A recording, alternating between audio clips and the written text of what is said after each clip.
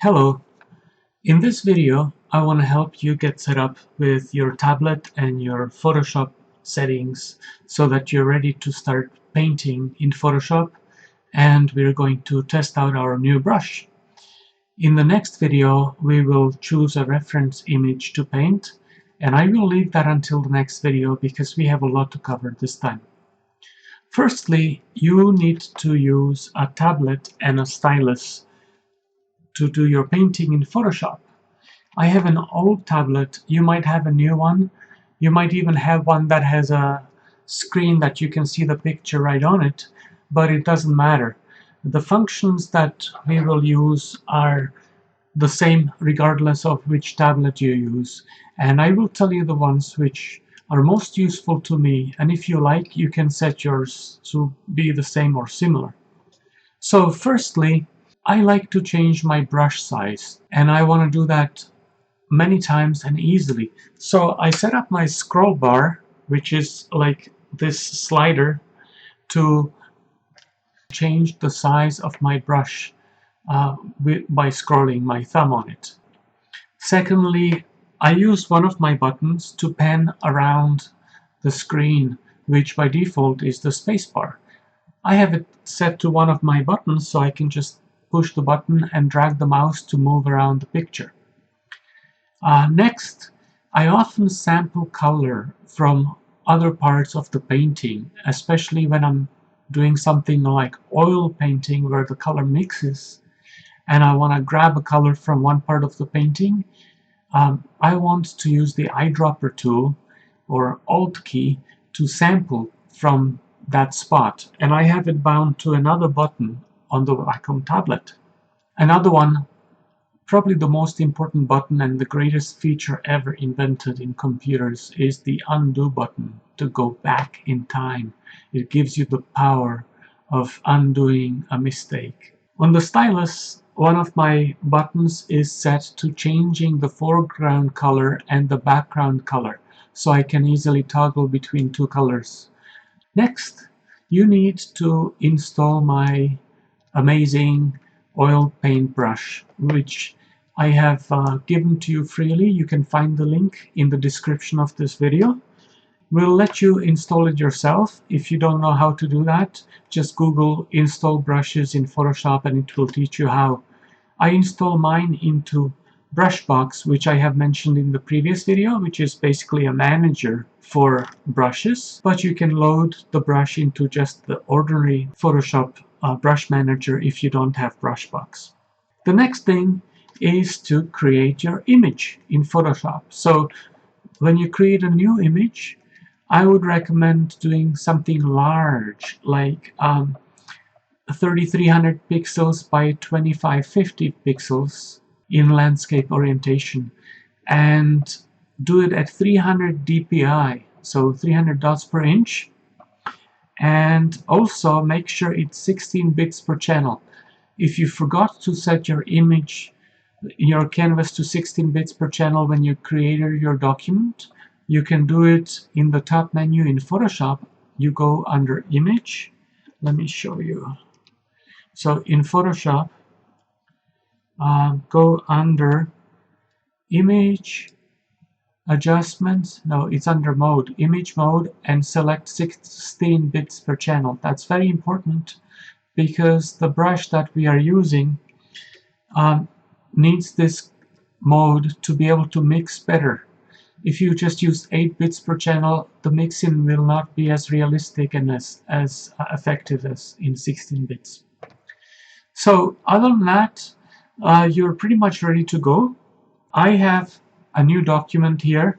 My background is just gray. You can have a black or white background or whatever color. I prefer 50% gray, but it doesn't really matter. And I created a empty layer, and on this layer we're gonna practice with our new brush. So I have selected my brush and selected the white color, and let's just scribble a little bit on our canvas and just get the feel of the brush. Right now it's not doing much, but you can see the edges are a little bit blurred, and just get used to the brush strokes. So once you created like a area of white or whatever color you chose. Select a different color. I'm gonna select blue and try to mix into this white area and see how the colors are blending together. So just get used to the strokes. It feels like the paint is wet and slippery and it mixes pretty nicely. Let's select a different color, maybe some yellow, and see how it feels on the edges and see how it feels in the middle. You see, when you paint on the edges, when you paint on a gray area, it actually is painting over an area of no color because the gray area is on the background layer beneath. So on the layer we are on, that area is empty. So your foreground color is gonna come through completely solid. But if you paint over another part which has already been painted, like this white area, it's not gonna be as solid. As you can see, it mixes a lot more. So if I go over previous strokes, you can see a lot of the blending of the color. And you can press gently or strongly to increase the pressure and the opacity of your blending. And just play around with it and get used to it. We are not creating anything interesting or something that you will save. So just play around with it just to get a feel for the brush. I'll change my color now to red and see how it blends now with these colors. And once you are ready, we will proceed to see the settings of the brush so that you will have a better control of it and get what you want out of it when you're doing a painting that you want to keep. It's important to know your brush and to be familiar with the settings so that you get the results that you need. And therefore, let's go over the different settings for the brush. So up at the top, you see there is the color picker, or actually it's called a paint well. Right now I have it set to a solid color. It's completely red. If I change to, for example, yellow, you can see it's completely solid yellow. This is the paint well of the brush from where it gets its color. So when it's solid yellow, I'm just painting solid yellow. I can hold down my sample key, which is the Alt key, but I have a shortcut for it on my Wacom tablet. And you can see the eyedropper tool, and I can sample an area like over here. And it was kind of the mixed color between the red and yellow, which is kind of orange. And you see now I have an orange paintbrush. Now it's completely orange. However, if I do a drop-down menu over here, you see that I have load solid colors only checked. If I unload or uncheck the load solid colors, you see now it's not checked anymore, and I sample an area where two colors mix, like this, you can see the paint well is no longer a solid color. It's got yellow and red and orangish streaks in there, and when I paint with it now, it's using that sample of mixed colors. It's as if you dipped your paintbrush into like an area where colors are not completely mixed together. They're just kind of blended in streaks. And so parts of your brush got dipped in the yellow and parts of it got dipped in the red. And so you're kind of dragging around these streaks. You can try that on other parts of the image, like here I sampled some of the bluish and yellowish colors. And this can be useful sometimes, but sometimes you might want to change this inkwell to solid colors only because you want to add only a certain color, like only blue, into the image. So you don't want to do streaks, but you want to bring in as much of the blue color or whatever color you chose instead. So that's good thing to know. Sometimes it can be frustrating when you don't know why your paintbrush is picking up all these mixed colors and how you can get it to use a solid color instead. Okay, let's go on. The next settings that I want to look at are, let me zoom in there. So wet, load, mix, and flow. So wetness is, let's see, how did they put it in the Photoshop help site? They said wet is how much paint the brush picks up from the canvas. Okay, so right now it's set to 100% of picking up from the canvas. I can set it to 0% from the canvas, and then it will be only from the picker, from the, what do you call it, the color wheel, I guess. You see, the mixer brush has two inkwells when you look at the code in Photoshop. One of them is an inkwell from the picker, like from the color picker, and one of them is from the canvas. And then it mixes them together when we paint. You don't need to know exactly how the software does it, but it's good to know the difference between using a wet and dry brush. You see, if I put it all the way to 0 wetness, you can see there's no mixing going on between the colors that I have underneath the brush and my foreground color. If I bring it up higher, maybe all the way down up to 100%, you can see I'm mixing a lot more. And this creates much more of that wet oil paint effect that we are looking for. And you can decrease it. Wetness works together in conjunction with load. Load is how much color you're loading into the brush. So if I bring it down to 0, you can see it doesn't carry that green color which is in my foreground very far. And this is also influenced by flow. So flow is how much paint is released from the brush. So if I reduce that down to something low, then if I go over painted area, you can see it's not affecting it that much. It's just kind of like blurry and not opaque at all.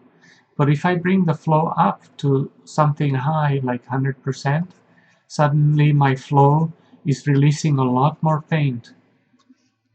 So, okay, just to summarize, wetness is how much paint the brush picks up from the canvas. Higher settings will produce longer paint streaks, and it combines with load. Load is how much paint is loaded in the reservoir. So at low load, strokes dry out quickly, and at high load, they carry through much longer.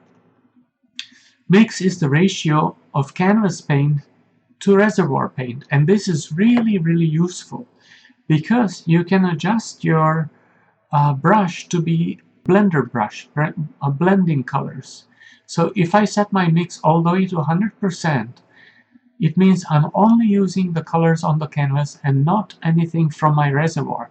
I am blending the colors which are on canvas, and I'm not bringing any new colors there. If I paint somewhere where there is no previous paint, you can see I'm bringing the color which I have chosen.